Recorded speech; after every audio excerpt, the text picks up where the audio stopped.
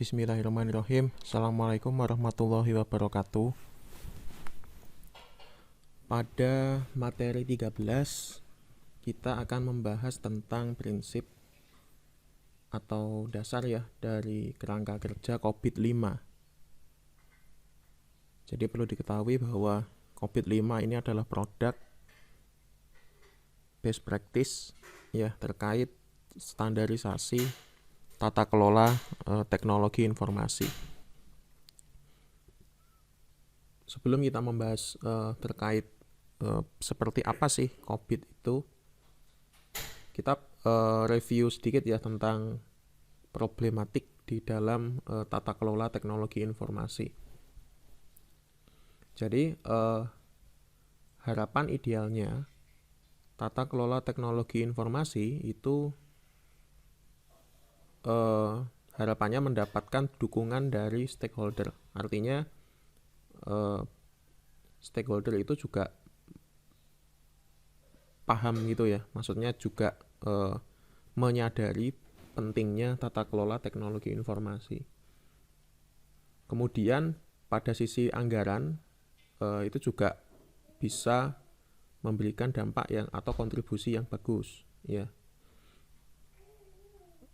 Maksudnya adalah semua hal yang dibutuhkan terkait anggaran ya, yang dikeluarkan maksudnya untuk implementasi teknologi informasi itu juga terkontrol ya.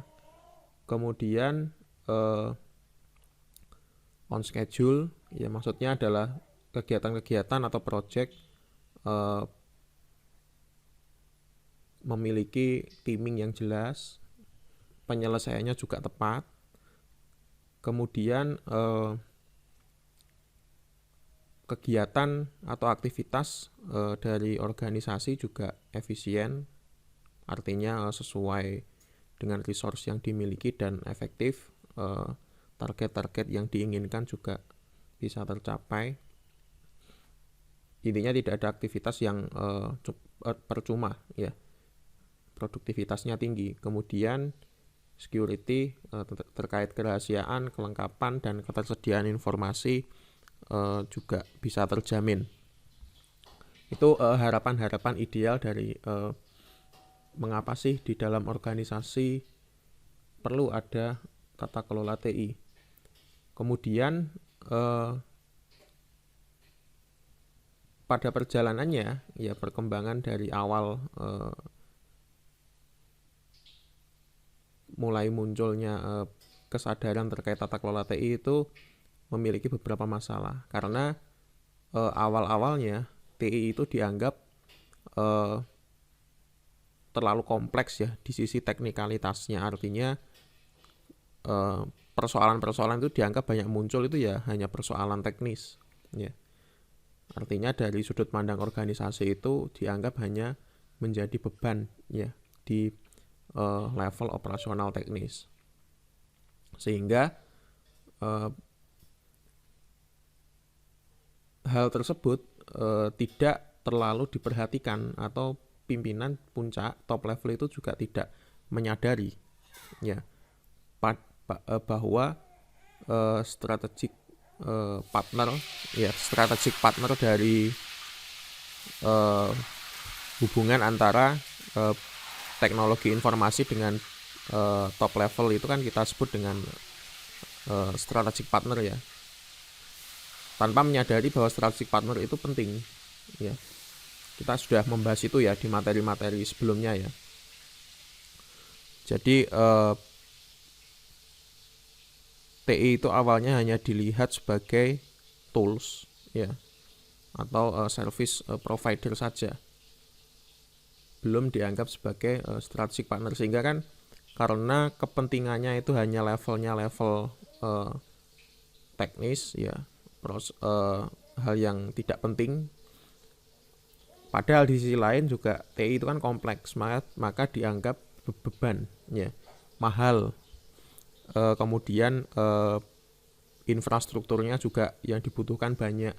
Itu terjadi, kesadaran tersebut terjadi karena kesadaran yang memposisikan TI hanya sebagai beban itu terjadi karena belum memanfaatkan output ya dari teknologi informasi berupa knowledge sebagai salah satu pertimbangan untuk menentukan policy atau keputusan-keputusan organisasi.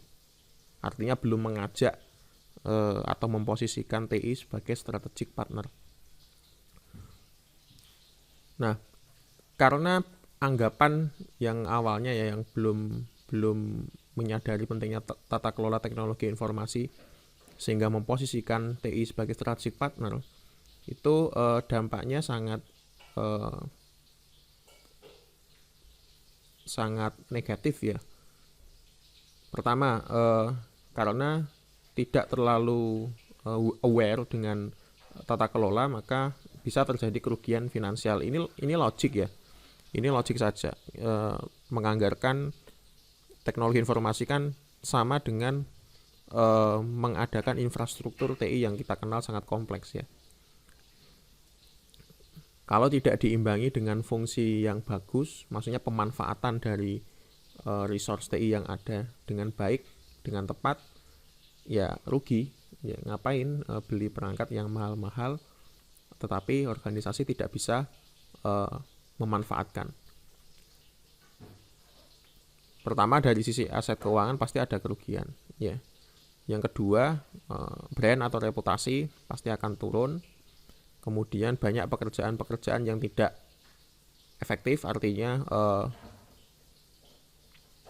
tidak sesuai harapan ya proyeknya. Kemudian tidak efisien juga, maksudnya anggaran terlalu membengkak, kemudian jadwalnya meleset semua, kemudian kualitas dari proyeknya juga tidak terlalu bagus ya.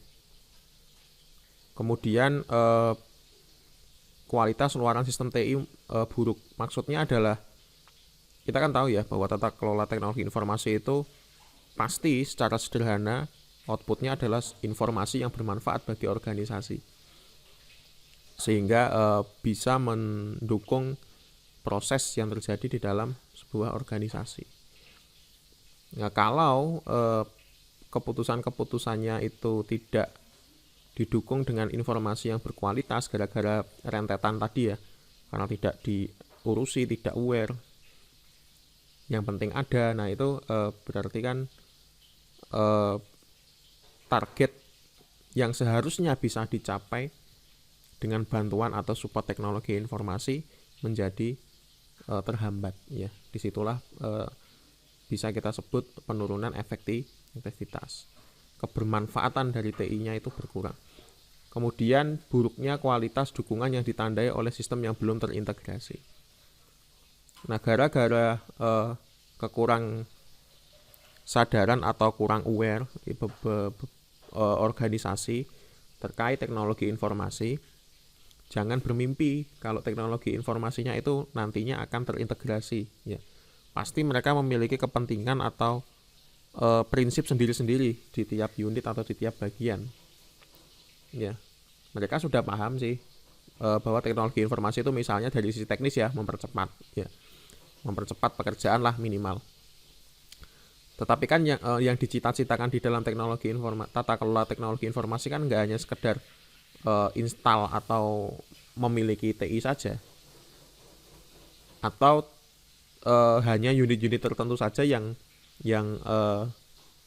di dalam organisasi itu memanfaatkan TI semaksimal mungkin. Enggak ya, tata kelola teknologi informasi ya semua dalam hal ini adalah organisasi dilihat sebagai satu entitas yang utuh ya, jadi enggak sebagian-sebagian. Sehingga harapannya adalah dalam satu organisasi itu meskipun banyak varian aplikasi nantinya tentunya sesuai dengan fungsinya masing-masing, tidak ada duplikasi, itu terintegrasi satu sama lain ya, sehingga kompak ya, satu tubuh organisasi itu memiliki orkestrasi tata kelola teknologi informasi yang kompak ya dalam satu tubuh organisasi. Jadi bukan hanya unit per unit. Nah, kalau tata kelola saja mereka kurang aware ya jangan bermimpi untuk mengintegrasikan sistem yang dimiliki oleh organisasi tersebut. Sehingga kemarin ada muncul istilah silo ya. Artinya tiap unit itu seolah-olah terpisah dengan unit yang lain. Ya, padahal mereka masih dalam satu tubuh organisasi. Nah, itu praktek yang kurang bagus ya di dalam manajemen TI atau bahkan tata kelola TI. Kemudian aplikasi-aplikasi standalone ini dampak lain dari kekurang pahaman terkait integrasi ya. Ya jelas lah. Ya silo itu tadi ya salah satu cirinya ya banyak aplikasi yang tidak terintegrasi satu sama lain. Seperti yang kita singgung di materi-materi sebelumnya, ada satu proses yang ingin ditingkatkan aktivitasnya atau kualitas aktivitasnya, misalnya kecepatan ya, proses penganggaran. Unit A memiliki aplikasi penganggaran, unit B memiliki aplikasi penganggaran, padahal masih dalam satu tubuh organisasi. Nah, itu namanya silo. Ya. Seolah-olah unit satu dengan unit lain itu terpisah, eksklusif ya satu sama lain. Punya format data sendiri. Unit A format nama orang, first name, last name. Aplikasi penganggaran A misalnya. Aplikasi penganggaran B di unit B ternyata format namanya first name, middle name, last name. Nah, itu kan padahal kan bisa diringkas menjadi satu aplikasi yang sama. Kemudian bisa terdampak pada bagian lain ya, kualitas sistem. Oke, ini logik aja ya. Intinya kekurang awarean pada teknologi informasi ya. Jangan berharap updating atau perbaikan mutu dari aplikasi juga diperhatikan ya. Pastinya tidak. Kemudian tingginya keluhan user untuk atau terkait kinerja sistem TI ini juga logis. Rendahnya kepedulian terhadap aspek kerahasiaan informasi. Ini malah itu ya parah ya malah. Padahal pondasinya atau prinsipnya adalah sistem atau teknologi informasi itu core-nya adalah mengelola informasi. Ya. Nah, terkadang kepedulian terhadap keamanan atau kerahasiaan informasi itu juga kurang. Jangankan keamanan informasi, aware bahwa tata kelola infrastruktur teknologi informasi itu penting saja, itu kadang juga kurang memuaskan, menggembirakan ya. Kok sampai ke masalah kerahasiaan informasi. Ya. Orang teknologi informasinya dianggap sebagai tools, sebagai alat saja, yang kepentingannya juga terbatas di tiap unit saja. Ngapain ya sampai aware sampai kerahasiaan informasi ya, pasti tidak akan diurusi ya. Kemudian rendahnya tingkat ketersediaan informasi, terbatas ya maksudnya ya, karena belum ada kekompakan dalam satu tubuh organisasi untuk sama-sama peduli terkait tata kelola TI, serta tidak adanya kebijakan dan prosedur tata kelola TI secara utuh. Ini terkait kontrol ya pastinya yang sudah kita bahas pada materi-materi sebelumnya, atau pengendalian, sehingga apa yang diinisiasi terkait teknologi informasi itu tidak konsisten ya, karena tidak ada kebijakan atau regulasi yang memayungi ya inisiasi tersebut. Beda orang, beda inisiasi ya, padahal kan manajemennya bagus, meskipun orangnya berganti, personalianya berganti ya, proses is still proses ya, dia tetap harus jalan, tidak ada perubahan. Kalaupun ada perubahan juga konsisten, maksudnya ada aturannya dan terekod ya. Jadi nggak semau gue dalam tanda kutip ya. Lalu kita singgung juga ya prinsip-prinsip tata kelola TI secara konsep ya ini ya. Prinsip-prinsip dalam tata kelola TI itu di berbagai organisasi bisa berlainan loh ya. Ya, realitanya seperti itu ya. Karena apa? Karena skill atau scope dari perusahaan atau organisasi berbeda-beda, kebutuhan berbeda-beda, requirement dari infrastrukturnya beda-beda, kebutuhan informasinya juga berbeda, sehingga mereka juga memiliki standarisasi atau prinsip yang berbeda-beda juga. Nah, perbedaan tersebut disebabkan karena mekanisme yang berbeda-beda ya, seperti struktur organisasi ya tadi ya. Eh, karena kebutuhannya berbeda, proses bisnisnya berbeda. Ya banking sama apa organisasi apa pos misalnya itu kan ya berbeda lah ya dari sisi proses bisnis. Kemudian prinsip yang diterapkan ada yang berjalan mulus ya. Ada pula yang tidak berjalan dengan mulus. Maksudnya oke, setiap organisasi ya sebagai entitas yang terpisah satu sama lain itu kan ya berhak memiliki caranya sendiri dalam tanda kutip ya untuk mengelola teknologi informasi. Nah, caranya sendiri itu tadi dalam perjalanan pengalamannya itu kan kadang ada yang bagus, ada yang kurang bagus. Ya. Sehingga yang kurang bagus mungkin kalau memang aware itu perlu direvisi, bahkan diganti total karena tidak efektif ya, bahkan mungkin tidak efisien. Dampak buruk dari penerapan prinsip penataan TI yang tidak tepat itu ya ini ya seperti yang disinggung di slide pertama tadi, ini lebih dioperasionalkan ya, banyak waktu yang terbuang, oke lah. Biaya yang terlalu tinggi, kualitas produk atau layanan yang menurun, bisnis menjadi rugi sehingga reputasi menurun ya, kekuatan untuk berkompetisi melemah, proses bisnis menjadi berbelit-belit atau tidak efisien, mempersulit lahirnya inovasi-inovasi yang dibutuhkan, profit-profit yang dijanjikan tidak bisa ditepati. Artinya kalau kita bisa menerapkan tata kelola TI dengan baik, ya beberapa hal yang saya tandai ini akan terbalik ya, akan terbalik semua. Banyak waktu yang terbuang akan menjadi akan semakin efisien ya. Biaya terlalu tinggi akan menjadi biaya yang ada setimpal dengan apa yang dikeluarkan untuk investasi TI ya. Tidak ada sudut pandang yang melihat itu terlalu tinggi karena ini konsekuensinya ya. Kalau memang itu biayanya rendah ya berarti konsekuensinya ya sistemnya ya memang seperti itu, kebutuhan biayanya.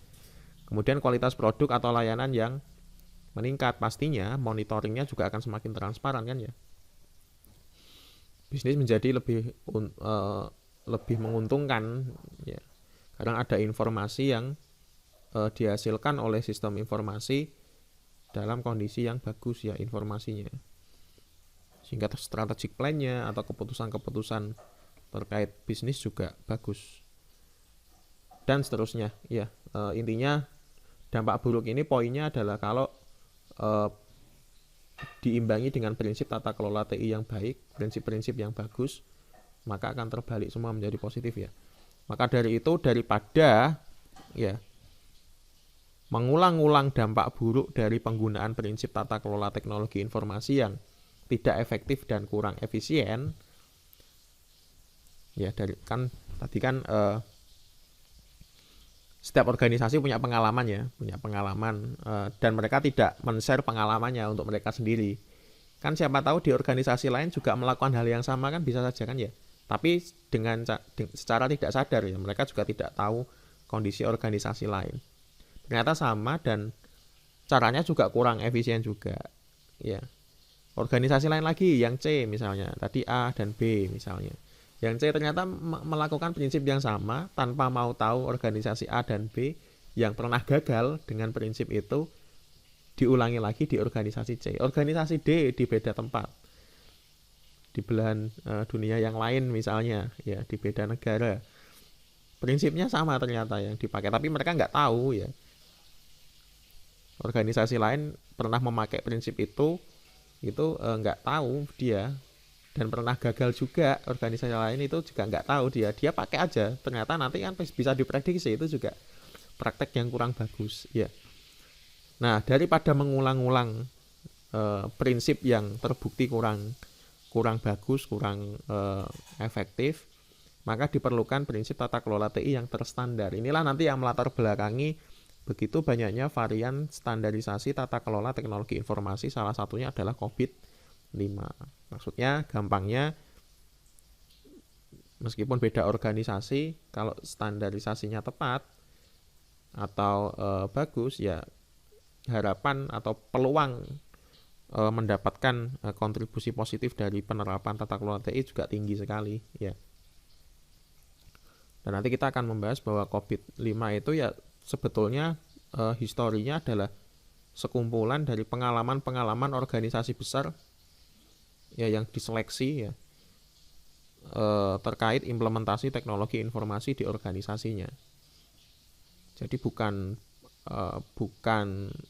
standarisasi yang tiba-tiba dimunculkan dari konsep atau teori, tidak ya, tapi dari pengalaman banyak organisasi. Tetapi antara konsep dan apa yang diimplementasikan oleh organisasi-organisasi besar itu memiliki pola ya, ada kesamaan ya, meskipun ada sedikit perbedaan dari sisi konsep teori dengan realita apa yang terjadi di lapangan, atau kita sebut dengan best practice ya nanti. Nah itu ternyata selisihnya antara konsep dan best practice itu juga sedikit ya. Oke. Keuntungan prinsip tata kelola teknologi informasi yang terstandar, yang jelas pasti itu standarisasinya juga sudah mature ya. Mature itu sudah dipakai berulang-ulang, sudah dalam tanda kutip direvisi ya, hal-hal yang jelek sudah dibuang ya. Oh, pengalaman dari organisasi A yang lalu ada kegagalan karena X. Nah nanti untuk selanjutnya yang X ini untuk pengalaman bersama jangan sampai muncul lagi atau jangan dipakai ya.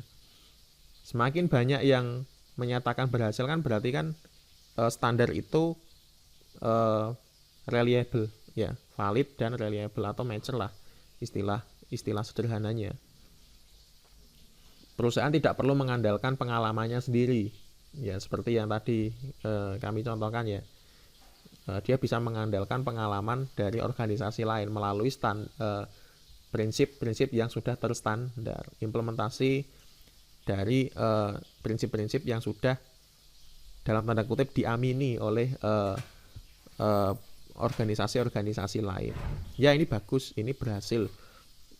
Jeleknya ada di bagian X sih. Nah itu kan di-share ke organisasi lain, sehingga organisasi lain tidak perlu mengulang-ulang kayak tadi ya, mengulang kegagalan dari organisasi lain. Perusahaan bisa mengambil contoh atau pelajaran dari perusahaan lain yang lebih berpengalaman, yaitu kalau kita pakai prinsip yang terstandar. Standar yang mature sudah tertata dengan jelas ya, sehingga mudah dipahami, dipelajari dan direplikasi, ditiru atau diikuti oleh perusahaan lainnya. Dampaknya adalah anggota pada setiap perusahaan akan memiliki pandangan yang sama mengenai standar tata kelola yang sedang diimplementasikan. Ya misalnya taruh saja COVID-5. Kan enak atau simpel, maksudnya kita menyebutnya COVID-5. Maka akan mudah dipahami juga oleh personalia yang ada di dalam, karena isi dari COVID-5 juga established ya, tersedia, bisa dipelajari oleh banyak pihak.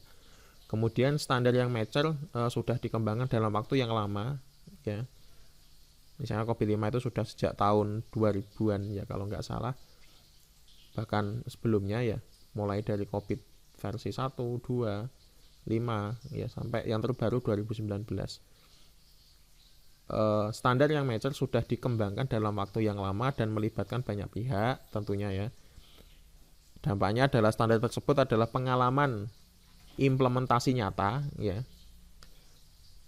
dan telah terseleksi kemungkinan terburuk dan terbaiknya. Maka itu dia disebut dengan best practice. Apa itu best practice? Yaitu sekumpulan pengalaman implementasi nyata dari suatu prinsip atau standar ya, dan kemudian sudah diseleksi kemungkinan terburuk dan terbaiknya. Ya kita sederhanakan istilahnya adalah best practice. Jadi COVID-5 itu adalah best practice ya, karena tadi latar belakang asal-muasalnya semacam itu. Pastinya pengalaman yang dilakukan oleh banyak pihak, nilai kepercayaannya atau reliability-nya itu tinggi ya daripada pengalaman satu atau dua pihak saja. Makanya tadi disebut dengan best practice yang sudah mature ya, standar yang sudah mature, yaitu yang valid, benar-benar pernah dialami dan reliable. Reliable berarti sudah dialami oleh banyak pihak ya, banyak perusahaan dan terseleksi ya, sehingga standar yang mature itu bisa kita sebut best practice. Pengalaman atau implementasi dengan mutu yang paling baik. Mutu yang paling baik itu ya kemungkinan terburuknya sudah disingkirkan, tinggal yang pengalaman-pengalaman yang bagus saja. Itu pun berkembang terus ya, berkembang terus, nanti akan scope atau ruang lingkupnya itu akan semakin mengembang ya, sampai ya tergantung dari standarisasi masing-masing ya. COVID-5 ya sampai versi 2019 misalnya. Standar memiliki potensi untuk dielaborasi lebih dalam, sehingga implikasinya akan lebih mudah untuk tukar ide dan pengalaman dari satu pihak ke pihak lain. Jadi ada semacam berbagi pengetahuan ya. Dan ini proses yang terus berlanjut ya. Artinya seleksi atas kemungkinan yang terburuk dan terbaik dari praktek implementasi tata kelola tadi ya, berupa prinsip tadi, itu terus berjalan ya. Kan kasusnya kan bisa, variannya kan bisa bermunculan sesuai dengan perkembangan teknologi juga kan ya, perkembangan kebutuhan bisnis juga. Nah, untuk menopang hal tersebut perlu yang adanya knowledge sharing antara satu organisasi dengan organisasi lain, biasanya memiliki komunitas ya, atau grup atau kelompok. Kemudian standar akan lebih mudah dikontrol baik dari pihak internal maupun eksternal. Kan sama-sama tahu ya, oh kalau sudah rilis ya, misalnya COVID-5 sudah publish ya, kan semua sudah tahu sama tahu ya, open lah intinya. Ketika keadaannya adalah semua pihak sudah tahu standarisasinya, berarti kan prinsip-prinsip tersebut kan bisa dievaluasi atau dicek oleh pihak eksternal atau diaudit oleh pihak eksternal, maka itu namanya auditable ya. Artinya bisa dicek ya, bisa diaudit, bisa dievaluasi, karena standarnya sudah open, bisa diakses oleh semua pihak. Baik, kita masuk ke COVID-5 ya. Itu tadi perjalanan bagaimana sih terbentuknya sebuah best practice. Best practice itu banyak ya. Salah satu contohnya adalah COVID-5 ini. Nanti kita akan bahas itu, bahwa sebenarnya COVID-5 ini juga irisan dari beberapa standar atau best practice yang lain. Referensi yang saya gunakan ada dua ya. Ada bukunya dari Graham Bergen ya. Kemudian ada dari buku dari COVID-5. Ini semua sudah tersedia di Drive ya. Anda bisa mengelaborasinya karena isinya sangat banyak sekali. Di sini akan saya sampaikan prinsip-prinsip dasarnya. Jadi COVID-5 ini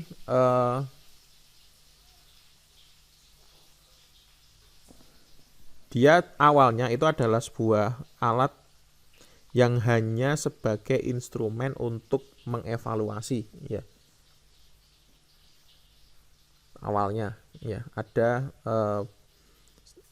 banyak kerangka kerja atau best practice yang lainnya sebetulnya. Yang intinya ya untuk memudahkan atau untuk memperjelas ya bagaimana sih mekanisme standarisasi di suatu organisasi.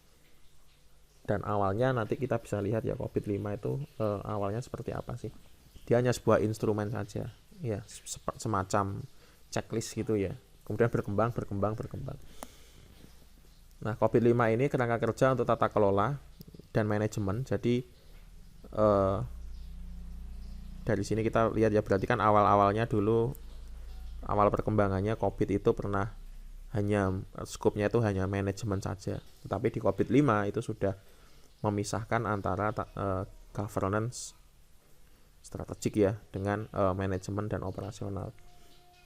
Jadi semakin lengkap gitu ya intinya ya. Kemudian di dalam COVID-5 itu sudah tidak berupa checklist saja, tapi sudah ada deskripsi standar ya yang bisa digunakan oleh para manajer untuk jadi acuan ya. Kemudian acuan untuk apa? Untuk menentukan standarisasi kondisi ideal ya dari setiap proses yang ada di dalam domain COVID-5 nanti ya. Kemudian ada beberapa hal lain yang dibahas juga, ada hal-hal yang sifatnya teknis ya. Jadi tidak hanya untuk para manajer dan para strategik saja di top level ya, tapi juga ada hal-hal yang sifatnya teknis. Kemudian COVID-5 mempermudah perumusan kebijakan ya karena standarisasinya jelas ya. Kita mau kemana, arahnya mau kemana itu sudah dideskripsikan semua oleh COVID. Organisasi itu hanya tinggal menyesuaikan saja ya, karena kelengkapannya itu ya, kekompleksitasannya itu, maka COVID-5 memang deskripsinya, standarisasinya itu sifatnya general. Artinya lengkapnya iya ya, artinya banyak domain dan proses yang disinggung di dalam kerangka kerja COVID-5 ini. Tetapi dia tidak menentukan ya, format dokumen secara teknis itu tidak ditentukan oleh dia. Misalnya harus ada kebijakan, atau misalnya saja ya, ada dokumen master plan TI. Nah di situ COVID hanya mendeskripsikan saja seperti apa sih master plan TI ya secara umum gitu ya. Dia tidak memberikan batasan bahwa master plan TI itu formatnya harus begini itu enggak. Nah itu diserahkan ke organisasi masing-masing. Yang penting ada dokumen yang disebut sebagai master plan TI. Ya. Jadi dia kompleks tetapi juga ada fleksibilitas di dalamnya. Sehingga isinya juga deskripsi-deskripsi, daftar-daftar, kita menyebutnya best practice ya, daftar apa saja sih yang perlu dilakukan atau dimiliki oleh organisasi untuk mencapai level-level tertentu ya. Kemudian COVID-5 merupakan kerangka kerja yang fleksibel, artinya penggunaannya bisa disesuaikan dengan kebutuhan organisasi. Saking kompleksnya di COVID-5, maka bukan berarti organisasi itu harus menerapkannya secara 100%. Ya oke, bagus kalau bisa menerapkan 100%, karena COVID-5 juga yang namanya standar ya kan pasti ya bagus ya kalau implementasikan semuanya. Tetapi pada kenyataannya tidak semua dari COVID-5 itu bisa diacu 100%, karena tadi ya kondisi perusahaan juga berbeda-beda. Maka misalnya perusahaan itu hanya menerapkan sebagian dari COVID-5 itu juga bisa ternyata ya kan. Fleksibel artinya misalnya dari sisi perencanaan dia alurnya sesuai dengan apa yang diatur atau yang menjadi prinsip COVID-5 perencanaan TI. Tapi dari sisi security-nya, keamanannya, proses pengelolaan keamanannya, dia memakai standar atau best practice yang lain, itu enggak masalah ya. Dan itu bisa saling nyambung ya dengan COVID-5, karena COVID-5 sebenarnya dia adalah irisan dari berbagai macam standar atau best practice ya. Sehingga kalau bagian lain menggunakan standar atau best practice atau framework lain pun juga nggak masalah di COVID-5. Itu gambaran untuk saking fleksibelnya COVID-5. Kompleksnya iya, tapi juga fleksibel. Nah ini dari referensi COVID-5 ada beberapa itu ya bagian ya. Ini sepertinya juga sudah kita singgung ya di materi sebelumnya. Ada beberapa domain yang menjadi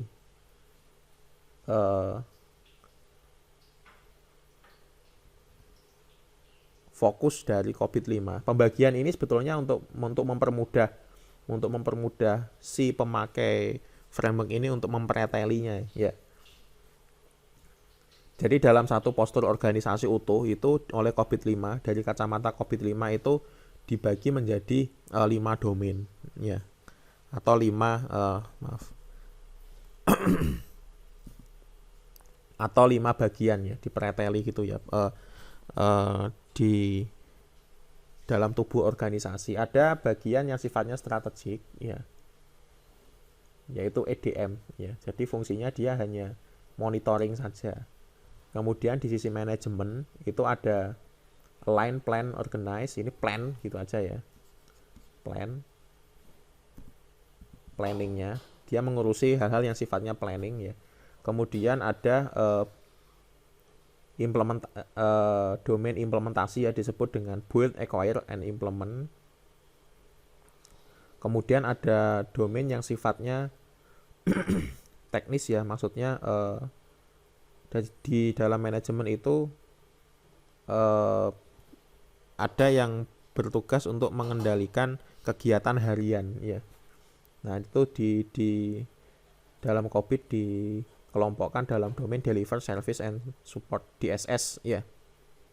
Kemudian ada domain yang sifatnya adalah masih di level manajemen ya, tapi ya ini ya, dia sifatnya ya pengawasan tapi dari sisi manajemen. Kalau yang atas tadi kan pengawasan dari sisi strategik ya, top level ya.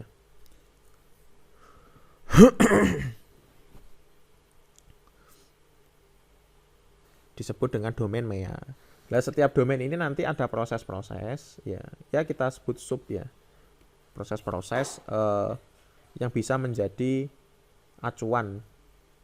Misalnya kalau di APO ini perencanaan kita ingin fokus di perumusan atau pengelolaan strategi, itu ada di APO. Kemudian pengelolaan kualitas, pengelolaan risiko, itu semuanya ada di domain perencanaan ya, atau align, plan, and organize. Kalau dari sisi implementasi itu ada sekitar 10 proses ya yang diatur oleh COVID 5. Kemudian ada pengelolaan pengetahuan, pengelolaan aset ya. Kemudian ada di DSS itu memiliki 6 proses.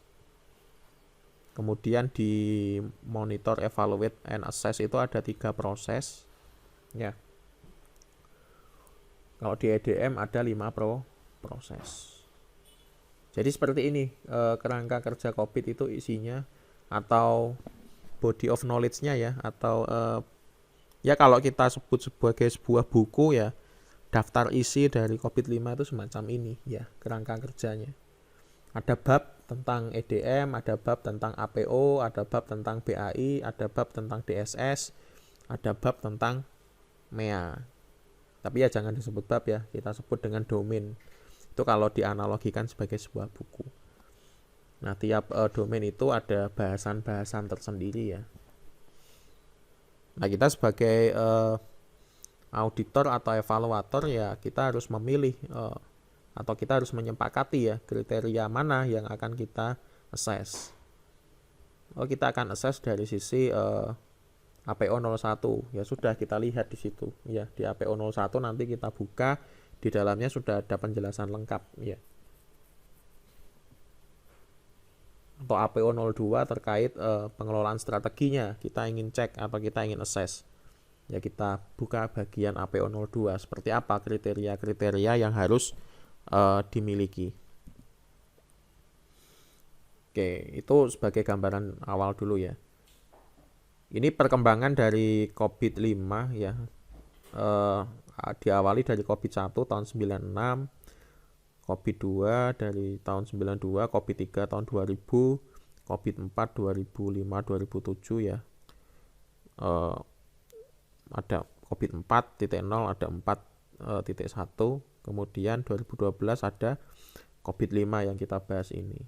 Yang paling baru sebenarnya adalah COVID 2019. Dia lebih menekankan pada sisi security, information security ya. Tapi konsepnya sama ya, masih mengusung capability ya. Pelevelannya disebut dengan capability. Ya maturity, tetapi istilah yang dipakai oleh COVID 5 karena dia fokusnya adalah proses-proses, maka dia menggunakan istilah kemampuan atau kapabilitas dari suatu proses. Itu bisa sampai sejauh mana? Itu untuk menghitung level dari kebagusan atau kebaikan dari tata kelolanya. Oke, kemudian prinsip COVID 5, kita kan tadi menyinggung ya bahwa di tata kelola teknologi informasi itu pada dasarnya tiap perusahaan atau organisasi memiliki prinsip yang berbeda-beda. Nah, di konsep tata kelola TI juga ada prinsip yang harus dipenuhi supaya tata kelola itu bagus. Nah, di COVID 5 ini memiliki 5 prinsip. Ya. Prinsip yang pertama adalah meeting stakeholder need. Artinya COVID 5 ini juga menembus level stakeholder ya. Maksudnya kebutuhan dari stakeholder itu juga ikut dianalisis ya. Ikut dijadikan pertimbangan seperti apa sih organisasi ini ke depannya. Di sini dijelaskan bahwa organisasi memiliki banyak stakeholder ya, pastinya. Dan mereka mempunyai kebutuhan atau harapan yang berbeda-beda ya. Kita sebut dengan value interest. Terkadang saling tidak cocok satu sama lain ya. Ada stakeholder yang inginnya itu informasi yang dihasilkan secure. Tapi di sisi lain ada stakeholder yang menginginkan investasi TI-nya murah ya. Ada juga stakeholder yang ingin layanannya cepat. Nah, itu kan berbeda-beda dan kadang konflik ya, satu sama lain bertentangan ya. Ada yang ingin yang penting harganya murah, informasinya nggak bagus nggak apa-apa ya. Atau berlawanan ya, konflik. Ada yang ingin harus bagus ini ya, harus bagus, informasinya mahal nggak apa-apa wes ya. Nah, itu kan perlu memediasi value-value yang diinginkan oleh stakeholder. Maka dari itu tugas organisasi atau perusahaan adalah menciptakan nilai untuk stakeholder. Artinya apa yang diinginkan oleh stakeholder itu ya nanti akan dideliver, akan diberikan oleh organisasi atau perusahaan. Ini loh yang kamu minta ya, kamu kan minta informasi yang bagus, mahal nggak apa-apa, atau informasi yang murah ya tetapi jelek ya. Yaitu tugas organisasi adalah memediasi itu kebutuhan-kebutuhan itu. Makanya tiap organisasi atau perusahaan kadang punya jargon ya untuk menyederhanakan apa sih sebenarnya cita-cita atau value yang ingin dideliver ke stakeholder. Nah, kemudian karena banyaknya kebutuhan dari stakeholder, organisasi bertugas untuk membuat keputusan untuk menjembatani nilai-nilai yang diinginkan oleh stakeholder melalui tata kelola TI yang baik. Ini dengan asumsi ya bahwa organisasi sudah memiliki kesadaran terkait pentingnya teknologi informasi dalam konteks sebagai strategic partner ya.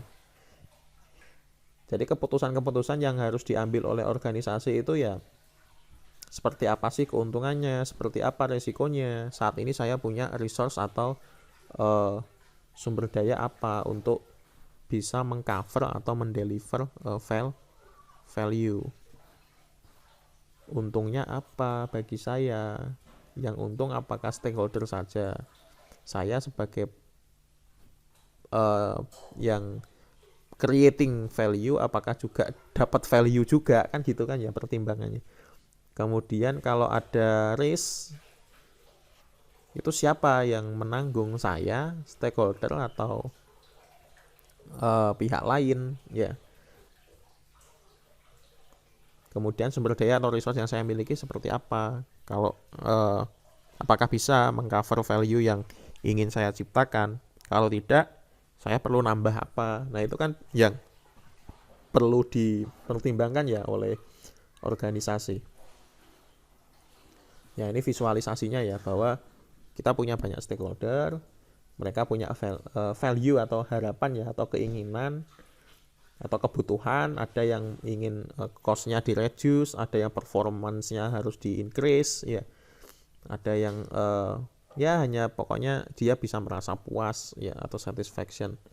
Nah kan bermacam-macam ya. Sometimes berbeda-beda ya, kadang juga saling konflik ya, value yang diinginkan. Nah kita sebagai organisasi itu tadi ya harus menyeimbangkan tadi. Kita harus melakukan mekanisme di mana ada keseimbangan di 3 hal yang sudah dijelaskan di COVID 5. Ini di COVID 5 ya. Cara pandang COVID 5 dalam memandang stakeholder itu punya banyak keinginan ya. Risk, kemudian benefit dan resource assessment. Ini harus imbang ya, ada equilibrium di ketiganya. Baik, kemudian ya ini penjelasannya tadi ya, bahwa untuk men-create value atau menciptakan value itu ada 3 hal yang perlu dipertimbangkan. Optimasi risiko, ya itu sudah kita singgung ya di manajemen risiko. Kemudian resource optimization, ini perlu assess ya kondisi existing resource-nya apa saja sih yang dimiliki dan apa yang harus diadakan.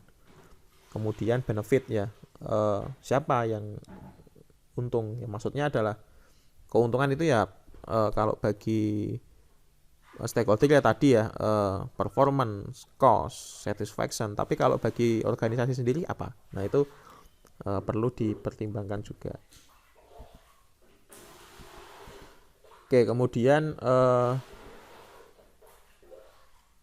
ini visualisasi saja untuk logical saja ya, bahwa dari pengelolaan risiko, benefit dan resource ya yang kita lewat mekanisasi nanti intinya adalah tata kelolanya bisa bagus lah.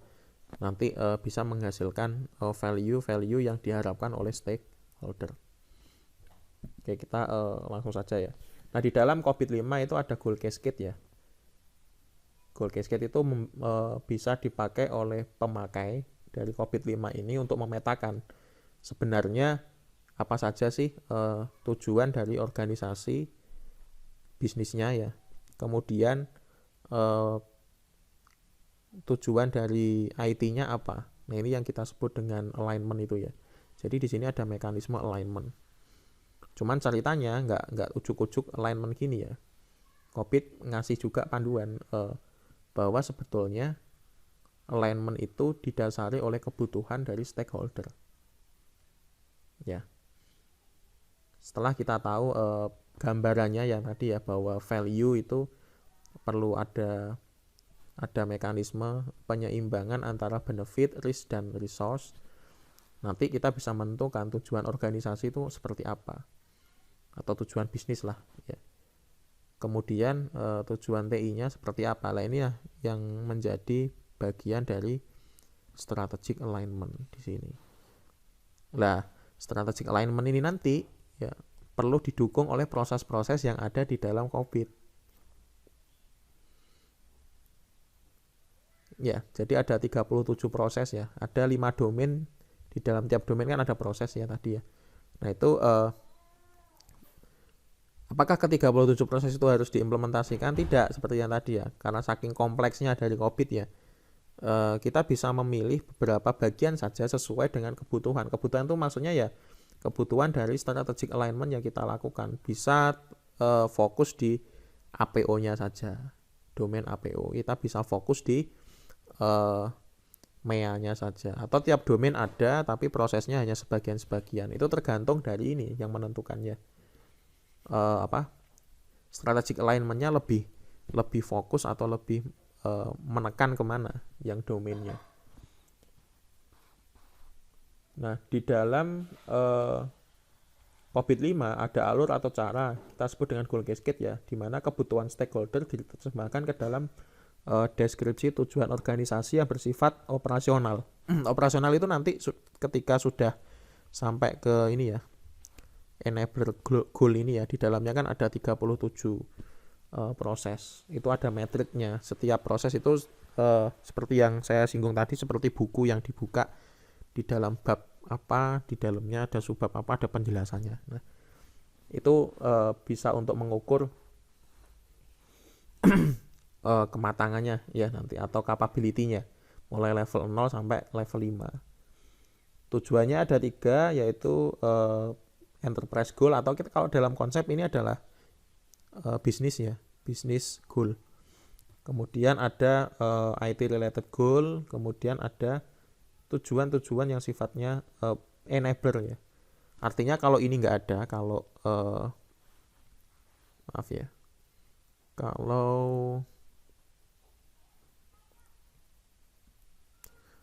kalau ini nggak ada, maka strategic alignment ini nggak akan terjadi ya. Gampangnya atau sederhananya semacam itu.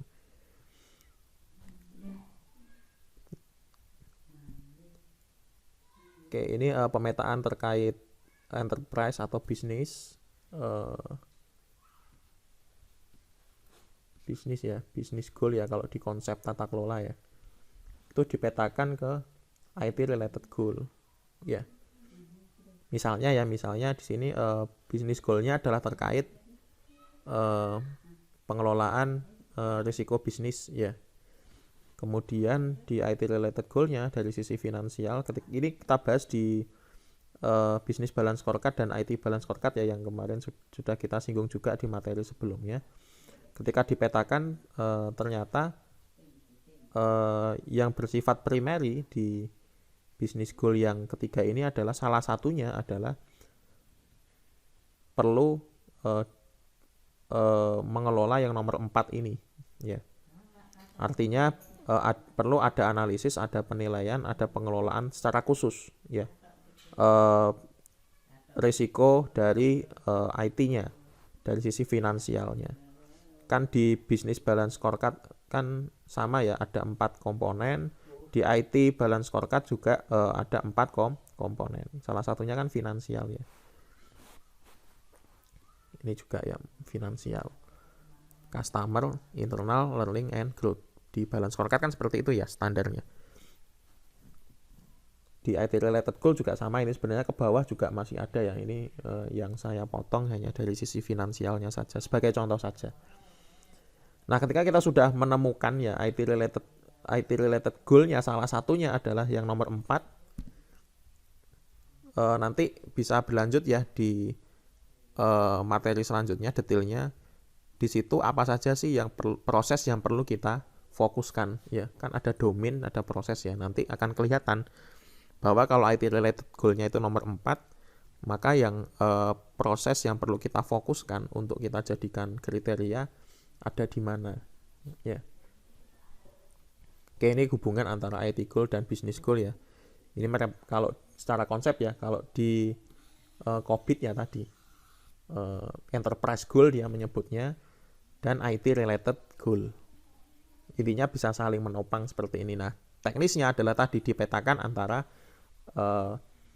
bisnis balance scorecard ke IT balance scorecard. COVID kan punya definisi juga ya, bisnis balance scorecard yang kayak tadi ya. Seperti ini. Ini bisnis balance scorecard-nya. Kemudian yang kiri ini adalah IT balance scorecard versi COVID 5. Oke, kemudian nah ini detailnya yang kita singgung barusan. Balance scorecard ada dimensi customer, balance scorecard ada enterprise goal-nya apa saja ya. Kemudian kalau customer dari sisi IT related goal apa saja deskripsinya, metriknya apa saja. Nah, di sini sudah ada ukurannya semua. Sudah lengkap ya kalau di COVID.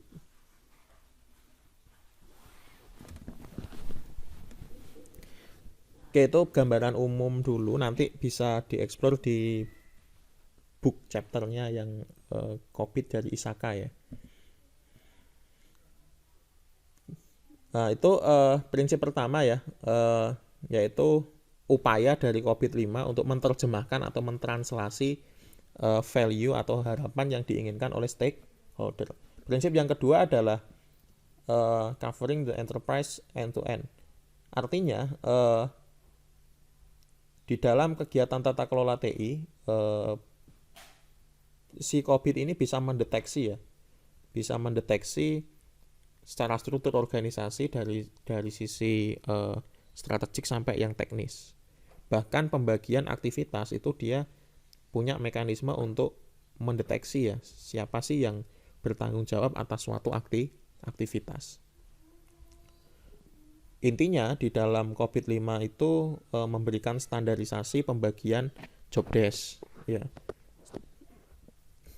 Di dalamnya itu ada RECI matrix ya. Kalau di konsep tata kelola atau manajemen ya, itu namanya RECI matrix ya. Kalau di COBIT disebut dengan RECI chart. Artinya dalam satu proses, misalnya proses manage strategic plan misalnya ya. Nah itu manage strategi misalnya prosesnya ya.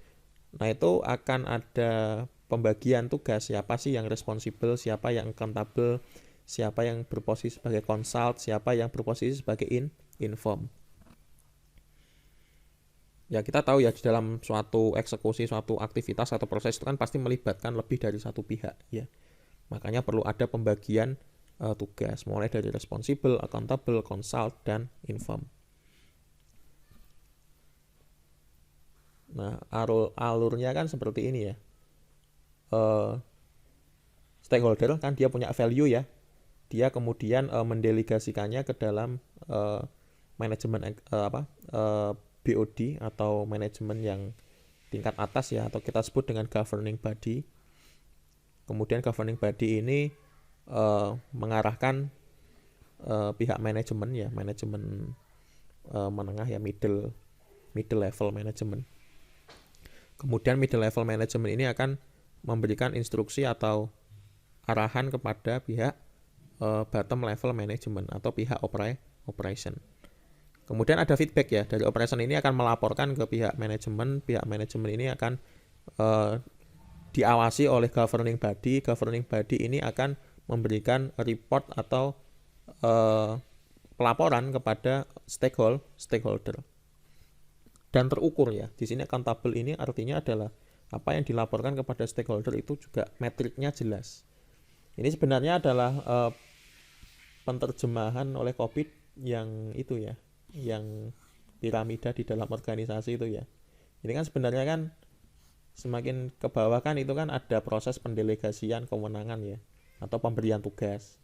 Nah nanti kan ada umpan baliknya ya, pihak bottom akan melaporkan ke middle management, pihak middle management akan memberikan laporan ke top level management. Nah, karena menyadari bahwa setiap aktivitas pendelegasian dan pelaporan itu membutuhkan banyak pihak, maka perlu ada pembagian peran ya. Di sini COBIT menyebutnya roles, activities, and relationship. Jadi ketersambungan dalam satu tubuh organisasi itu semacam ini ya. Misalnya ini sebagai contoh ada di proses MEA 03 ya. MEA 03 itu kita cek aja ya. Kalau di COBIT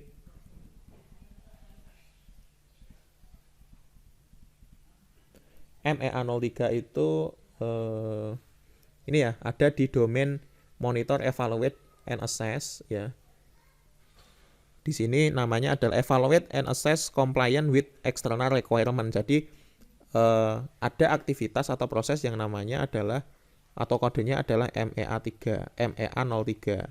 Di situ terkait aktivitas evaluasi dan penilaian terhadap kepatuhan ya organisasi terhadap aturan yang ada di eksternal. Misalnya ada aturan dari kementerian atau apa ya. Nah, ini prosesnya dikelompokkan ke dalam kelompok MEA 03. Nah, siapa saja yang terlibat di dalam proses MEA 03 ini? Nah, ini sama COBIT sudah dirinci ya, sudah didetilkan. Nah, di MEA 03 di sini di MEA03, di proses MEA03 ini ada yang namanya Key Management Practice, artinya aktivitas kunci apa saja sih yang perlu dilakukan. Pertama, mengidentifikasi external compliance. Ya, ada aktivitas itu kalau di waterfall itu kan ya selayaknya proses-proses yang dalam kerangka ilmiah ya, ada analisis, ada implementasi, ada perancangan, ada implementasi, ada evaluasi di akhir ya. Kemudian aktivitas apa lagi? Optimasi respon ya. Kemudian ada aktivitas konfirmasi compliant, kemudian ada aktivitas yang keempat. Nah, tiap aktivitas kunci ini ya kita menyebutnya, itu ada orang yang bertugas sebagai penanggung jawab, ada sebagai eksekutor, ada yang bertugas sebagai pihak yang berposisi sebagai inform atau consult. Nah, misalnya pada identify external compliance requirement ini yang berposisi sebagai accountable adalah business eksekutif. Nah, bila kita lihat ya di baris yang atas ini adalah jenis-jenis posisi atau jabatan di dalam struktur organisasi. Ya. Ada board, ya, ada chief executive officer (CEO), ada CFO, ada COO, ya, ada business eksekutif, ada business process owners, dan seterusnya sampai yang paling teknis ya, privacy officer. Ada head IT administration, ada head IT operation. Artinya adalah ini adalah versi penamaan dari COVID-5 menyebut orang-orang itu dengan sebutan ini. Apakah di organisasi harus menggunakan nama-nama ini? Jawabannya tidak, ya, karena nanti di organisasi kan bisa beda penamaan, tapi sebetulnya sama ya. Misalnya sama-sama itu orang itu sebenarnya di organisasi itu berposisi sebagai CEO, tetapi dengan sebutan yang lain, ya. Maka dari itu kita perlu memetakan ya dari deskripsi tugas yang dibebankan pada jabatan tersebut, ya. Karena di COVID ini ada juga ya pendefinisian role-nya, ya, tugas atau kewenangan dari tiap jabatan ini. Nah, kita mencocokkan dengan apa yang tertulis di COVID-5 dengan realita yang ada di sebuah organisasi. Tidak harus mereka disebut CEO, tidak harus mereka disebut dengan business owner. Selama tugasnya sama, berarti yang dimaksud itu adalah misalnya CEO. Yang dimaksud dengan posisi X di organisasi ini adalah proses business owner maksudnya. Nah, itu yang dimaksudkan di sini ya, bukan berarti harus sama persis ya strukturnya, namanya ya. Jangan sampai misalnya ini nggak ada CFO-nya ini di organisasi ini, berarti ini kurang lengkap. Enggak ya, jangan-jangan itu sudah ada orang yang bertugas sebagai CFO tetapi namanya tidak CFO atau unitnya bukan eksplisit CFO gitu ya. Maka itu harus hati-hati juga ya, terutama apabila berposisi sebagai analis atau auditor ya, atau evaluator. Oke, ada misalnya pada aktivitas 2 ini siapa yang berposisi sebagai R, ya, siapa yang berposisi sebagai A, sesuai dengan RACI chart ya. Ya, RACI kan kalau dalam konteks manajemen dasar kan R itu ya responsible, siapa yang secara teknis mengerjakan aktivitas atau proses tersebut ya. Accountable itu adalah orang yang menjadi atasan dari orang atau pihak yang responsible. Consult itu adalah pihak yang dilibatkan dalam pembuatan keputusan dalam konteks proses atau aktivitas tertentu ya. Inform adalah pihak-pihak yang perlu diberikan informasi atau laporan ya. Who need to know lah ya. Siapa yang cukup tahu saja. Dia tidak perlu dilibatkan dalam pembuatan keputusan, dia tidak perlu dilibatkan dalam eksekusi aktivitas atau proses. Dia juga tidak punya kewenangan untuk mengatur-ngatur, tapi dia cukup diberi notifikasi saja seperti apa sih progresnya. Nah, itu berarti dia berposisi sebagai I. Ini contohnya ya, ada task. Ini ada yang menyebutnya task, activity, ya. Tadi kalau di COVID kan menyebutnya ini ya, key management practice, ya. Key management practice. Kalau di project management ya, biasanya di manajemen proyek itu disebutnya task, atau ada yang menyebutnya activity.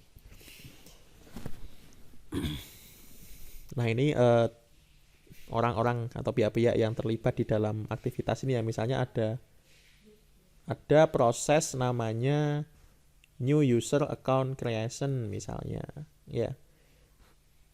Aktivitas kuncinya apa saja? Ternyata di sini ada 5 aktivitas kunci ya, versi new user account creation. Ada 5 tahapan yang perlu dilakukan, atau ada 5 aktivitas yang perlu dilakukan. Yang pertama, complete new user access form.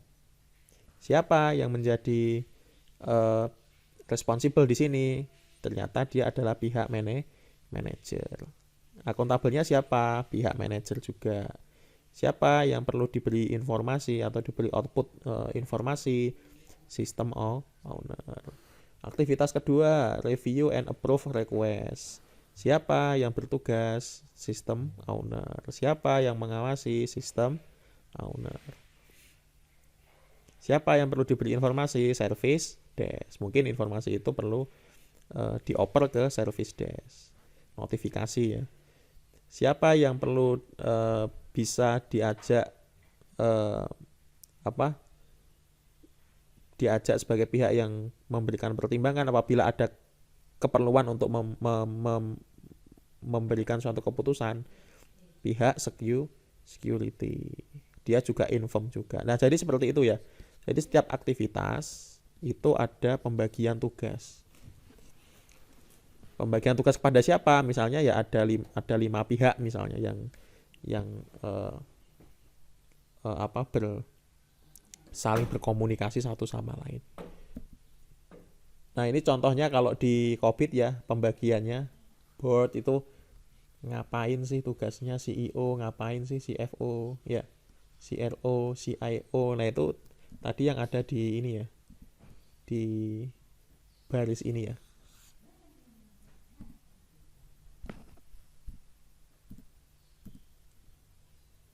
Yang ada di baris ini.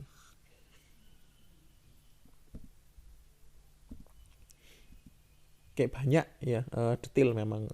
Sekali lagi COVID ini kompleks tapi fleksibel.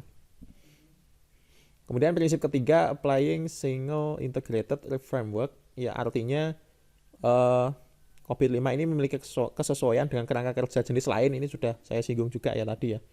COVID-5 bersifat mengakomodasi kerangka kerja jenis lain atau standar lain atau best practice lain yang ada kaitannya dengan tata kelola dan manajemen teknologi informasi.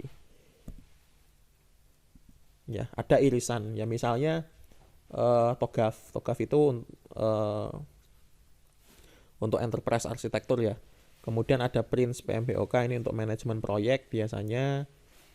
Ada ISO 27000, ada capability model, kemudian ada ITIL ya, ada di DSS ya, deliver support and service ya tadi ya, kalau di domain ini ya. Memang dia lebih fokus di delivery layanan ya. Nah, layanan itu kan biasanya identik dengan best practice atau framework ITIL ya. Nah, itu juga nggak apa-apa, maksudnya gini. COVID diimplementasikan di sisi APO-nya ya. Tetapi dari sisi DSS-nya organisasi itu memakai ITIL, itu nggak masalah ya, nggak masalah. Atau kebalikannya, dari sisi DSS menggunakan COVID ya, full menggunakan COVID dengan proses-proses yang dimiliki di dalam DSS. Tetapi dari sisi EDM-nya menggunakan ISO 38500. Itu juga nggak masalah. Ya, jadi oke saja si COVID ini dan pasti bisa klop ya. Ya karena tadi ya dia punya fleksibilitas, hanya definisi-definisi saja tanpa mengatur teknis dokumen-dokumen atau hal-hal tertentu yang sifatnya mengunci ya. Jadi tidak semacam itu. Prinsip-prinsip saja kalau di dalam COBIT itu ya. Prinsipnya harus dikelola oleh CEO misalnya. Prinsipnya harus ada dokumen strategic plan.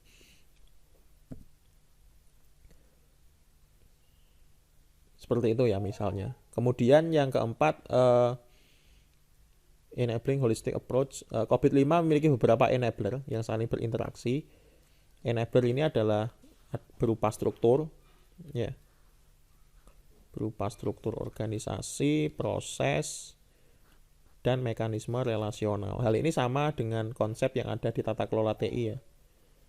Ini kalau dari konsep itu semacam ini kan, di dalam tata kelola TI itu ada pembagian tugas yang jelas, ya, pendefinisian proses yang jelas, kemudian ada keterhubungan antara pihak-pihak di dalam struktur organisasi, jadi ada pendelegasian, pelaporan, dan sebagainya, dan ada integrasi antar satu proses dengan proses yang lain. Bahkan dengan struktur dan proses itu pun juga harus saling nyambung ya, itu namanya relational mechanism.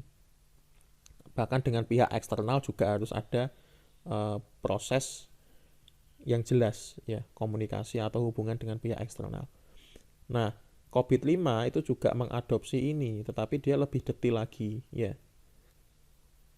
Pertama ada prinsip, policies, and framework. Jadi ada kejelasan ya, ada kesepakatan bersama kerangka kerja atau prinsip apa yang kita gunakan. Kemudian ada pendefinisian proses yang jelas, ada pembuatan organizational structure, bahkan ada pendefinisian dari culture atau budaya organisasi, informasi apa yang kita miliki atau kita butuhkan, kemudian infrastruktur apa yang kita miliki, dari sisi orang-orang seperti apa sih yang kita miliki. Jadi 567 ini terkait resource ya, resource, kemudian bagaimana caranya dikelola melalui enabler yang lain. Enabler itu kayak apa ya, istilahnya modal lah, modal yang paling tidak perlu dimiliki oleh organisasi supaya bisa mempraktekkan tata kelola teknologi informasi dengan baik. Jelas modalnya ya 7 hal ini dengan berbagai varian bentuk atau kondisi ya, karena satu organisasi bisa berbeda dengan organisasi yang lainnya. Ya nanti penjelasannya semacam ini ya, ada prinsipal, ada proses, ada organizational structure. Jadi 7 modal ini ya harus dimiliki. Jangan sampai misalnya saya ingin menerapkan tata kelola teknologi informasi tapi saya nggak punya people skill dan kompetensis yang dibutuhkan, ya jangan, ya diadakan dulu ya.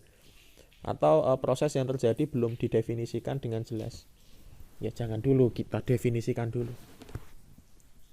Saya ingin mempraktekkan tata kelola TI tapi belum punya prinsip atau tata kerangka kerja yang jelas, ya ditentukan dulu ya modalnya itu. Kemudian yang kelima, di COBIT 5 ini memisah antara memisah itu maksudnya di sini menegaskan ya bahwa pihak governance dan pihak manajemen TI itu berbeda kan. Di dalam piramida, sekali lagi ya, di dalam piramida itu ada strategic level, ada middle level, ada bottom level. Tata kelola kan strategik ya. Nah itu pendefinisiannya juga sudah dibedakan antara tata kelola yang sifatnya future ya, strategik, dengan manajemen TI yang sifatnya day to day activity. Memisah atau membedakan, bukan membuang ya. Separating government from management itu bukan membuang, tetap ada keterhubungan ya antara pihak strategik dan middle level management.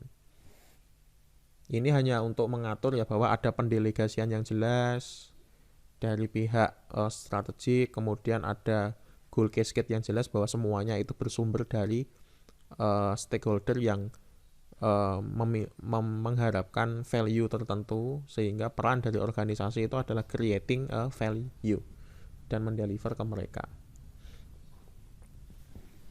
Jadi nggak hanya berkutat di sisi teknis manajemen saja ya, tapi juga mengantar bahwa TI ini sebenarnya adalah strategic partner sekali lagi ya. Kesadaran memisah antara manajemen, bukan memisah ya, membedakan antara manajemen dan governance itu adalah kesadaran terkait strategic alignment dan strategic partner tadi. Jadi mengangkat peran TI sebagai pihak yang juga dibutuhkan dalam pengambilan keputusan. Makanya ada EDM ya. Ada domain EDM, evaluate, direct, monitor. Artinya ada peran yang atau kontribusi yang perlu juga dilakukan oleh pihak pimpinan ya terkait tata kelola TI ini. Jadi itu bukan kesadaran yang hanya dimiliki oleh para manajer menengah saja. Pihak pimpinan juga harus aware ya bahwa seperti ini toh pentingnya teknologi informasi di dalam sebuah organisasi. Oke, ini ya kerangka piramidanya. Jadi ada business need itu dari stakeholder, governance body-nya itu ya ini ya EDM, satu domain tersendiri. Kemudian dari sisi manajemen itu ada 4 domain ya.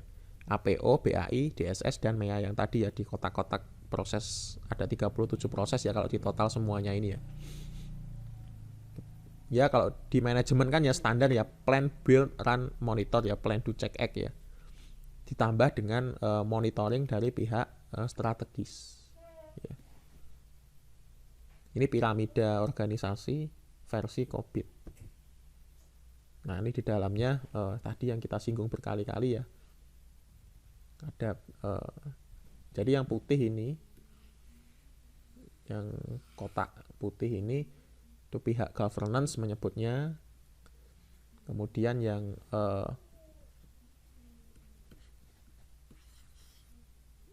biru ini pihak manajemen, day to day activity.